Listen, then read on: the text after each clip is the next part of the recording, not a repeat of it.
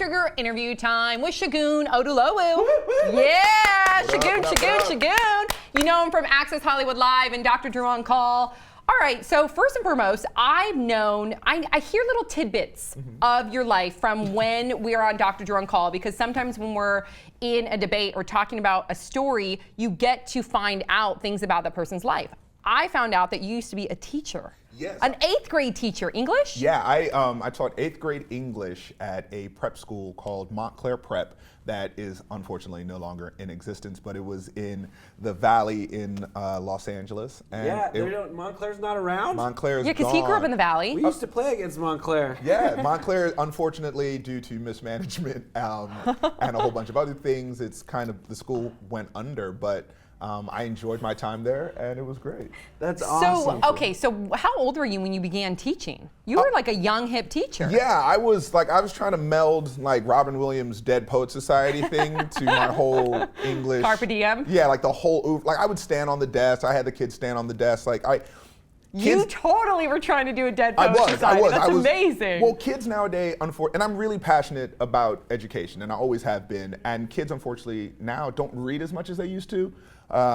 Video games and all this other stuff. Smartphones, all this other stuff takes the place of like books and learning. And so I wanted to show them the passion that can be found in words, that your favorite music or your favorite song started first as probably a poem, and that poem is just a group of words that's put together. And if I could show them to appreciate and love words, then they would look at their music, or they would look at these rap lyrics, they would look at these songs so differently. Yeah. So our big thing is we actually did an 8th grade song.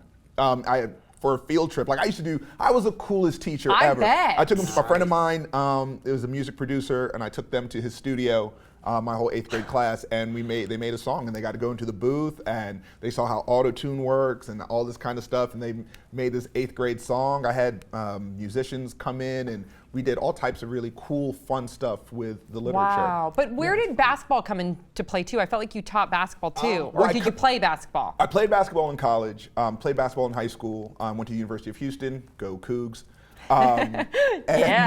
So wait, UT is this, and then what was the Cougs? Go Cougs is this. Okay, so one other finger for the Cougs. Cougar paw is the whole. Yeah, no, I played basketball and I coached basketball. So I was really fortunate when I came out to Los Angeles. When I was in Houston, I became friends with Kenny Smith.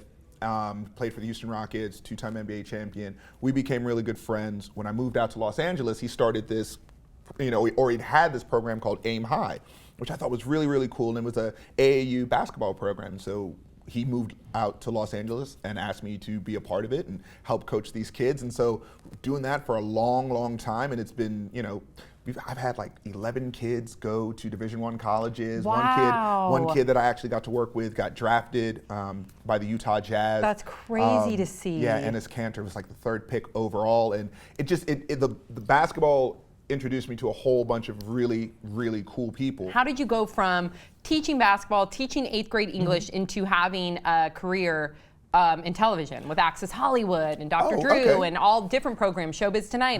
My major in college was broadcast journalism. So I was always, school projects at the University of Houston. I had my own TV show called Segun Live. Not very creative, but it was. I will call it Segun Live. But it was talk show format, and I'd always written. And when I graduated, I knew I wanted to do something in TV, but I didn't want to stay in Texas and chase tornadoes or be a cub reporter and do that kind of thing. So it was either New York or LA.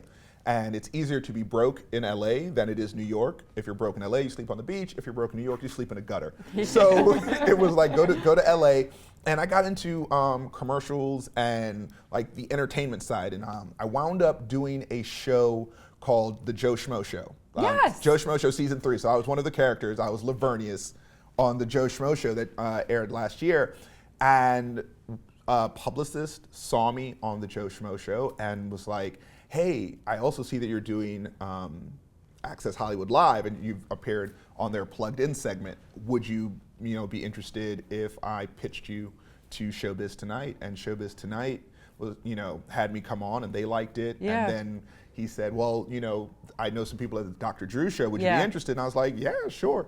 You're so good on and Dr. so then Drew. I did Dr. Drew. So it's always been, my goal has always been to do that. I mean, like I said, my degree's in broadcast journalism. Always wrote, still write, still do all that kind of stuff. So. Amazing. And then really quickly, last question, where do you see yourself going from here? Do you want your own show? Do you want to? Desperately want my own show. Okay, put it out there. Desperately want my own show. And there's some really cool things in the works that I'm not allowed to talk about that's going on. But the more and more you get in front of the camera and the more and more you see how your voice and your opinion and your words can change the way people think or can affect them, the more you feel that there's a responsibility to do it properly. And I don't always think all of the shows on TV do that. Like, there's a trust people have when they see you. Right. And when, you're getting a slow I know, I'm getting a slow clap in the other room. You guys which is may not great. be picking up on this, but we're getting a slow clap outside. But yeah, that's my thing. Just there's a responsibility when you're on TV, and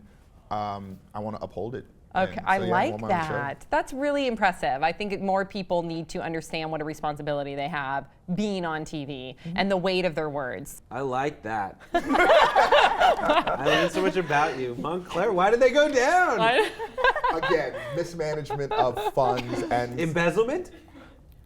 that's a good word, but I don't want to speak ill of the dead. So, I had a great time there. All the teachers I worked with were very talented. Most of them, if not all of them, are at other schools still teaching. I learned a lot from them, but So when you have your own show, may we all be guests? Absolutely. Yeah. Absolutely. Yeah, And- Shagun Live, coming Shagun back. Live. That's the goal. Coming That's back. the goal. Keep So- watching. Yes? No, I was just You're going to say something. I was just gonna say that'd be awesome.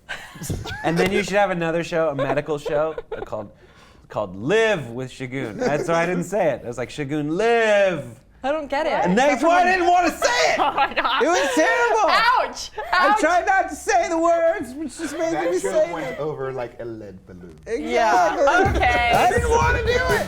So thanks to Shagun for joining us. And please, everybody leave your comments in the comment section below. And we'll see you all next time on Top Trigger.